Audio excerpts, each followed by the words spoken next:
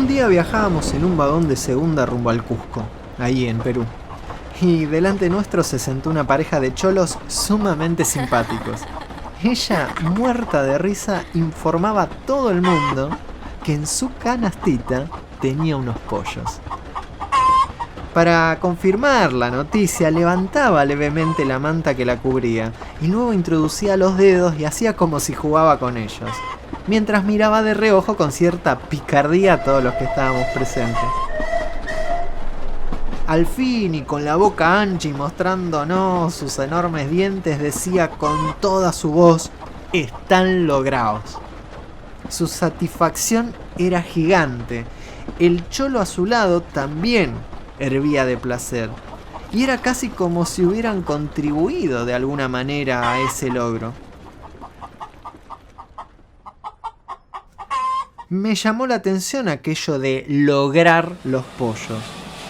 Y es porque nosotros allá en Buenos Aires, en la ciudad, habríamos dicho simplemente: los pollos se han puesto lindos o están crecidos, y pocas veces diríamos de algo que crece que están logrados. Habrá quizás alguna razón para que usemos el verbo crecer y no lograr. ¿Y ello se deberá exclusivamente a un capricho del idioma? ¿O podrá ser también que concebimos este asunto de los pollos de distinta manera que allá? Si fuera así, habría que pensar que nos interesa mucho más ver crecer las cosas y no tanto ver su logro. Porque, ante todo, ¿qué diferencia habrá entre los dos términos?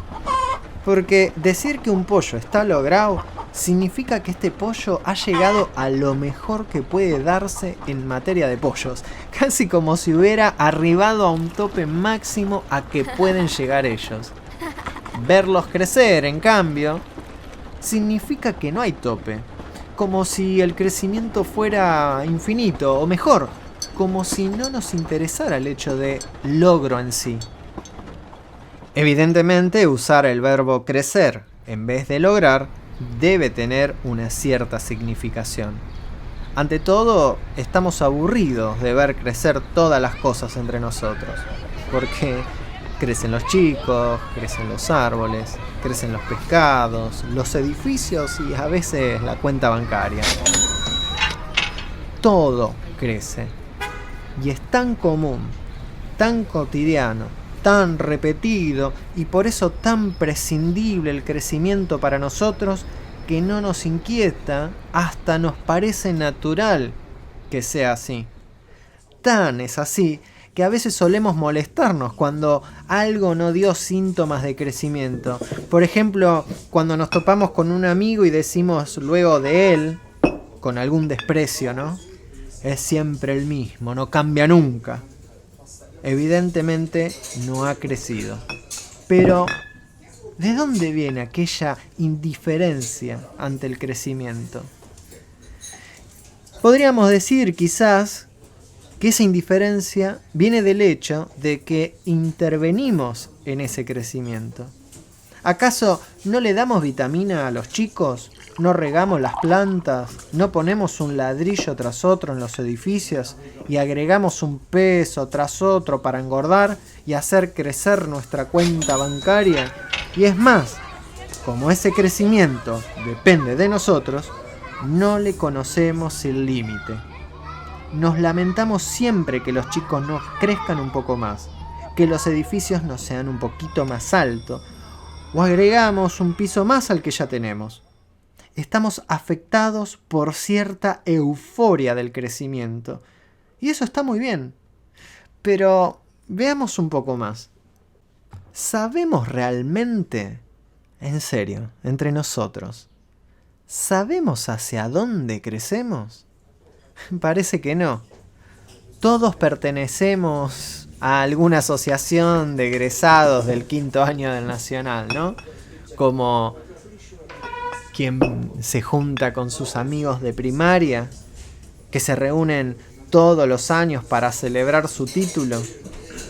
Todos estuvimos alrededor de la mesa común, comiendo, haciendo bromas, pero también viéndonos. Ahí hablamos de lo que hemos conseguido. Tratamos de convencer al amigo que, mira, soy alguien.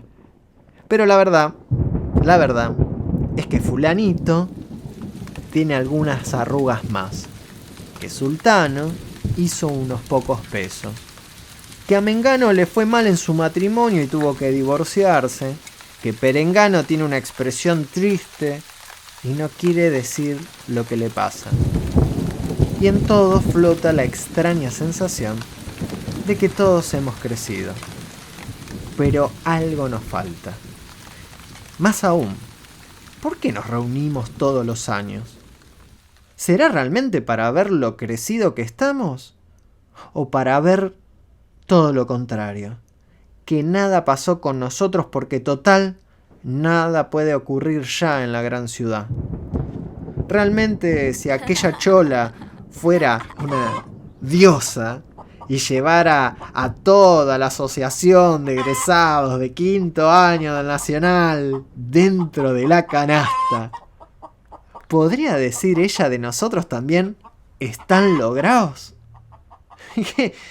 Qué difícil sería eso. Ella tendría que decir que simplemente están, pero no logrados. Si no, están así, a secas. O en todo caso, están crecidos, ya que todos contamos con algunos años más. ¿Y para qué lo diría? Ni siquiera para ser comidos por nadie, porque nadie comería egresados del Colegio Nacional. Porque para ser ingeridos, tendríamos que habernos logrado, y nunca se logra uno egresando del Nacional. ¿Pero cómo? ¿El estudio de 5 años no es una manera de lograrse? Pero yo diría, ¿no es más bien una manera de simular un logro? Basta con ver nuestras caras cuando estábamos comiendo, escuchar los chistes, las anécdotas, las frases hechas y las defensas de siempre, y el miedo de saber realmente lo que el otro ha hecho. Pero entonces, ¿cuál es el sentido exacto de aquella frase que había dicho la chola? Están logrados. Indudablemente es el de ser aptos para ser devorados. Y acá viene un problema, porque ¿devorados por quién? No nos asustemos. Pensemos devorados en un sentido hindú. El brahmanismo piensa que el dios Brahma crea el mundo y engendra así las almas. Pero estas, una vez que cada una alcanza su perfección, es devorada nuevamente por el dios.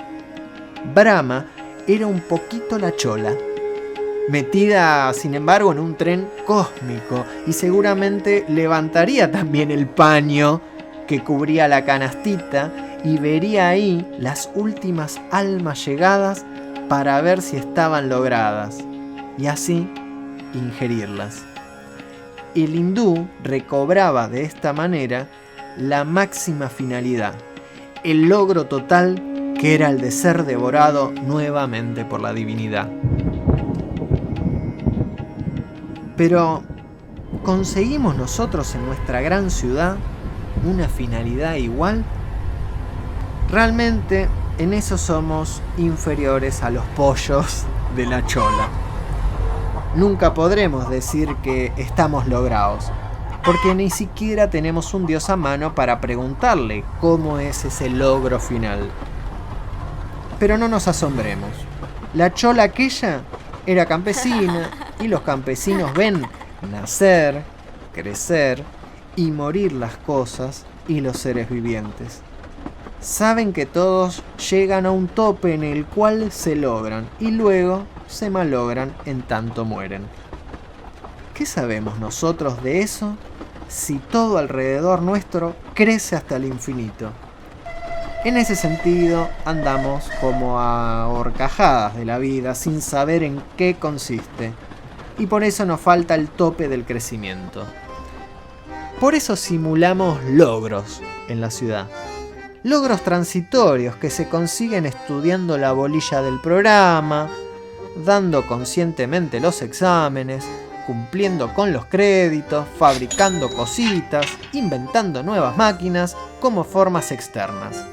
Así es inútil que nos aliente la ilusión de que al final de nuestra vida alguna chola diga de nosotros: están logrados. Pero no nos desalentemos. Quizás será cosa de pasarnos algún tiempo en la canasta de alguna chola para encontrar el esquema de vivir, cómo nacer, madurar y morir.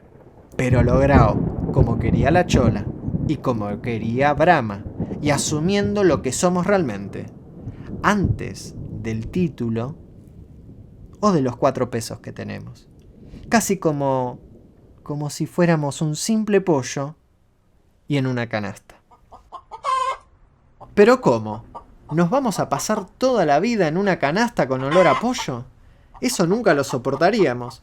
Estamos tan acostumbrados a la limpieza. Pero pensemos que el verdadero crecimiento, el de la vida, siempre se asocia al mal olor. ¿Parece entonces que hay 2 clases de crecimiento? Pues sí, uno para pollos y otros para ciudadanos. El de los pollos es un crecimiento porque sí. Porque aunque dejemos a un pollo sin alimento, a un niño sin vitaminas y a un árbol sin agua, de alguna manera saldrán del paso para seguir creciendo. Pertenecen al mundo de lo que crece aunque se deje estar. ¿Y el de los ciudadanos? Ese crecimiento se logra a voluntad, agregando una unidad tras otra a lo que sea. Se la usa en la ciudad para ser alguien. Se es alguien teniendo mucho de cualquier cosa. Muchos veladores, muchos cigarrillos, muchas casas, muchos pesitos o mucha fama. ¿Y cuál usamos nosotros entonces? Parece que este último. En cambio, al crecimiento del pollo lo odiamos un poquito. Porque en la reunión de egresados del Colegio Nacional nos mirábamos las arrugas y decíamos: ¡qué viejo estás, pibe! Y qué odio nos daba eso. Nos sentíamos atrapados en una ley desagradable. ¿Y qué ley? Pues esa, la del pollo. La de crecer, porque sí. La de tener arrugas en la cara. Pero si odiamos esa ley, nunca llegaremos a estar logrados, como decía la chola. Por eso conviene agradecer a los dioses el tener arrugas. Ellas responden a la ley de los dioses, al ciclo cumplido: niñez, madurez y vejez. Es un ciclo divino. ¿Y los dioses, entonces, para qué sirven? He aquí el misterio. Sirven para continuar la rueda después de la muerte y al margen de ser alguien. Si así fuera, qué hermoso sentido tendría entonces el hecho de vivir, y un sentido sacado del mero estar, de ese crecer porque sí, como el pollo de la chola. Entonces, ¿entramos o no en la canasta de la chola? Pensemos que vale la pena. Una, porque iremos en tren. Aunque el tren es solo una consecuencia del progreso que ayudará, en todo caso, para juntar unos pesos o para llevar cholas. Y otra, porque la chola y los pollos eran los únicos logrados. Ellos sabían el sentido de la vida. Y nos hace tanta, pero tanta falta.